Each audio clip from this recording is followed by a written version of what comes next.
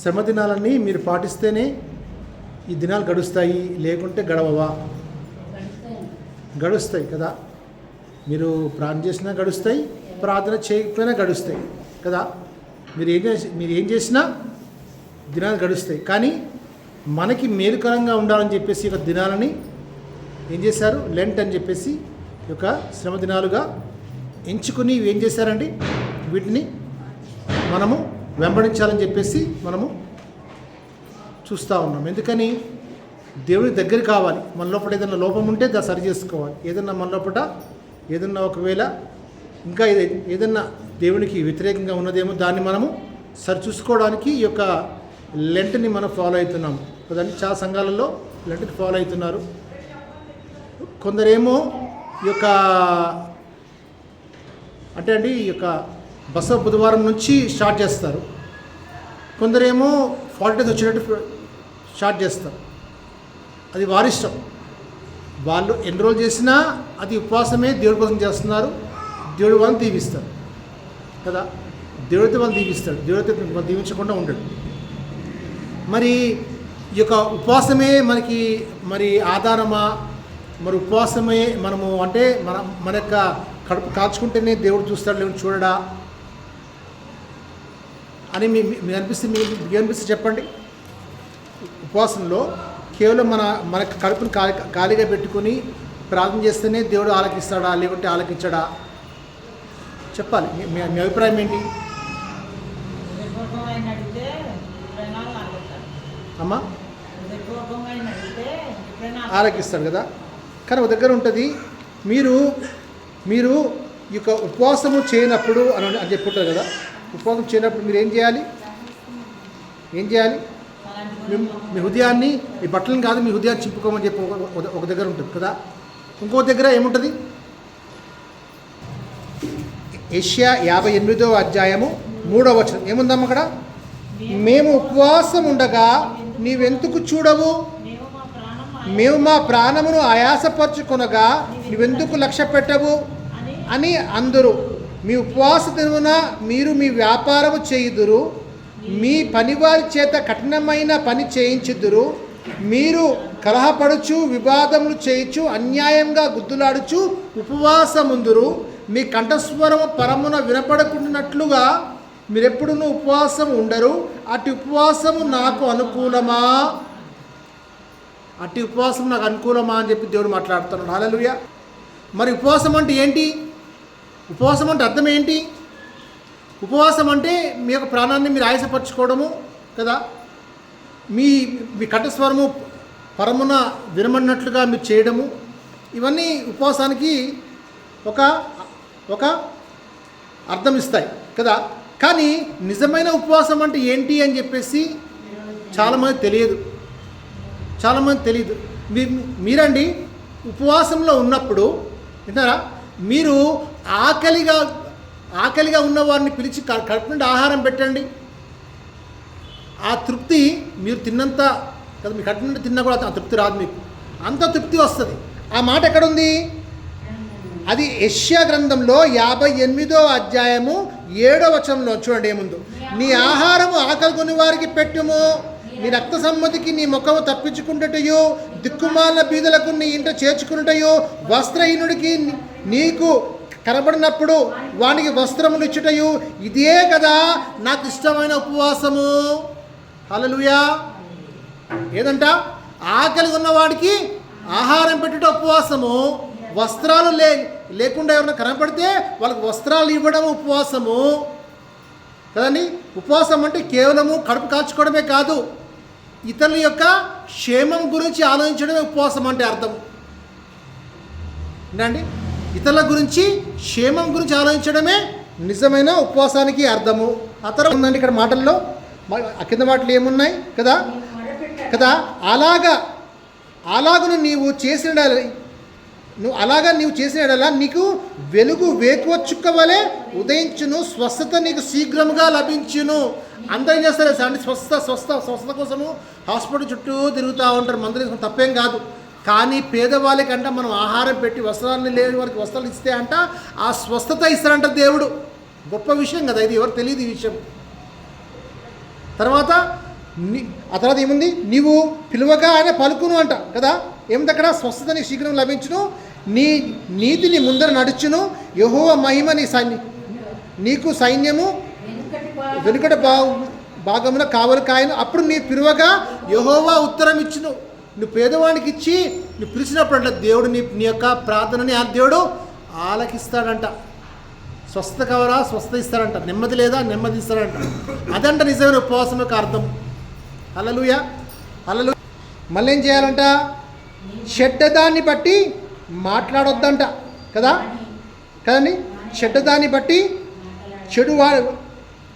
బట్టి మాట్లాడటయు నీవు మాని కదా, ఆశించిన దాన్ని కదా, ఆకలిగా ఉన్న వానికి ఇచ్చి శ్రమపడిన వానికి తృప్తిపరచిన ఎడల చీకటిలో నీకు వెలుగు ప్రకాశించును. హల్లెలూయా. కాబట్టి ఇట్టి ఉపవాసం మనం చేయాలి. మధ్యాహ్నం వల్లే ఉంటుందంట. ఎట్లుంటుందంట, అంధకారం నీకు మధ్యాహ్నం వల్లే ఉంటుందంట. హల్లెలూయా. కాబట్టి ఏం చేయాలంట, ఉపవాసం ఉన్నప్పుడు ఏం చేయాలి, నీ యొక్క ఆహారంలో కదా నువ్వు తినకుండా పక్కన పెట్టిన దాన్ని ఆకలి ఉన్న వారికి ఇవ్వాలి అండి. నీవు ఎవరైనా ఒకవేళ వస్త్రాలు లేకుండా ఉంటే, బట్టలు లేకుండా ఆ బట్టలు లేని వారికి బట్టలు ఇవ్వాలి. వాళ్ళ యొక్క కష్టంలో నువ్వు తోడ్పడాలి. అది నిజమైన ఉపవాసము. అదే నిజమైనటువంటి లెంటికి కానీ యొక్క శ్రమ దినానికి కానీ అర్థం అదే. పేదవానికి సహాయం, అవసరం ఉన్న వాళ్ళకి సహాయం చేయడం. హల్లెలూయా. కీర్తనలు 112 వచనం చూడండి ఏముందో. ఎక్కడ ఏముంటుందంటే, దయాళులు అప్పిచ్చువారు భాగ్యవంతులు కదండి. దయాళులను అప్పిచ్చువారును భాగ్యవంతులు. న్యాయ విమర్శలలో వారి వ్యాజ్యము గెలుచును. తర్వాత అట్టి వారు ఎల్లప్పుడూ కదిలింపబడరు కదా. నీతిమంతులు నిత్యము జ్ఞాపకము నుందురు. వారి హృదయము యెహోవాను ఆశ్రయించి స్థిరముగా ఉండును. వాడు దుర్వార్తలకు జడియడు. హల్లెలూయా. తెలుసా అండి, ఎవరంట, ఇచ్చువారు. ఎవరికి ఇచ్చేవారు, అవసరంలో ఉన్నవారికి ఇచ్చేవారికి, పేదల్లో ఉన్నవారికి ఇచ్చేవారికి ఏమైందండి, కదిలించబడరు కదండి, కదిలించబడరు. ఒకవేళ చెడు వార్త ఏదైనా విన్నా జడియరు. ఎందుకంటే మీ మనసు ఎక్కడుంది, దేవుని యందు విశ్వాసం కలిగి ఉంది కాబట్టి. ఆ తర్వాత 112 కీర్తనలో 9 చూడండి ఏముందు. వాడు దాతృత్వము కలిగి బీదలకిచ్చును కదా, వాని నీతి నిత్యము నిలచును, వాని కొమ్ము ఘనత నుండి హెచ్చింపబడును కదండి. ఇంకొకటి మాట తెలుసా అండి, ఎట్లా మిమ్మల్ని దీవిస్తాడు తెలుసా అంటే, దేవుడు ఎట్లా దీవిస్తాడు తెలుసా మిమ్మల్ని. దేవుడు ఎట్లా దీవిస్తాడంటే, మిమ్మల్ని మీ పేదవారికి అంటే అవసరంలో ఉన్నవారికి మీరు కదండి, ఇబ్బందుల్లో ఉన్నవారికి, పేదవారికి కదండి మీరు ఇచ్చినట్లయితే అండి, దేవుడు మిమ్మల్ని ఎట్లా దీవిస్తారంటే అండి, మీ దీవెన చూసంట మీ శత్రువు భయపడతారంట. ఆమె చెప్తామా? మీ దీవెన చూసి మీ శత్రువు భయపడతాడంట.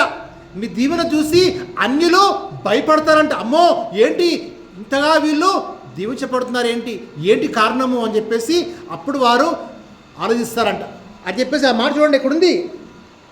కీర్తనలు 112:10 చూడండి ఏముందో.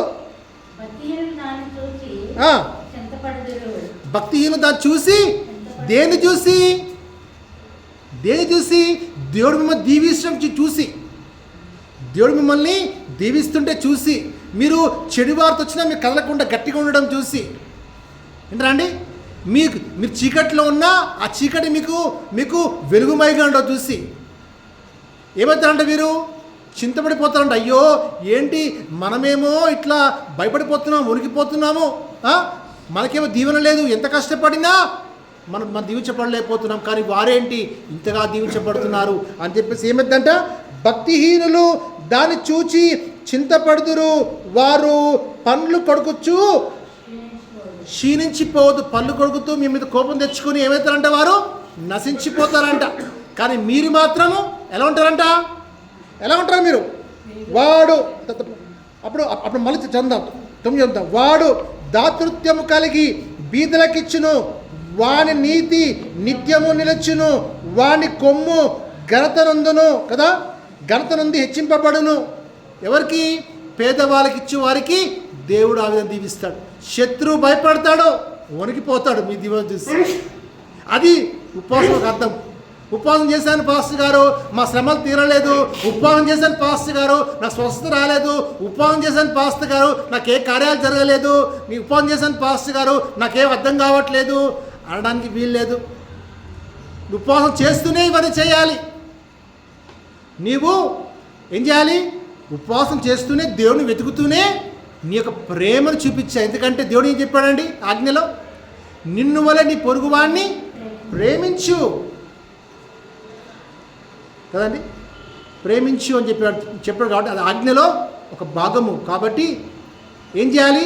మీరు ఇస్తూ పోతుంటే దేవుడు మిమ్మల్ని దీవిస్తూ పోతాడు.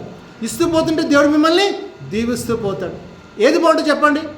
శత్రువు మిమ్మల్ని చూసి భయపడడం చూసి మీకు బాగుంటుందా లేదా చెప్పండి. అమ్మో దేవుడు ఏంటి మిమ్మల్ని ఇంత దీవించాడు, ఎలా దీవించాడంటే మన ఉపవాసం ఉంటూనే కానండి, ఈ శ్రమ దినాలు పాటిస్తూనే, ఈ లెంటను పాటిస్తూనే ఇవ్వాల్సింది దేవుడికి ఇస్తూనే మేము మా ప్రేమని ఇతరులకు పంచుకుంటూ పోయాం కాబట్టి దేవుడు మిమ్మల్ని దీవించినాడయ్యా అని చెప్పగలిగినటువంటి సాక్ష్యము రావాలి ఈ యొక్క ఉపవాసాలలో. అటు ఉపవాసం చేయుటకు మీకు మాకు దేవుడు అందరికీ ఉపవాసం చేసిన అందరికీ దేవుడు సహాయము చేయనుగాక. ఆమేన్.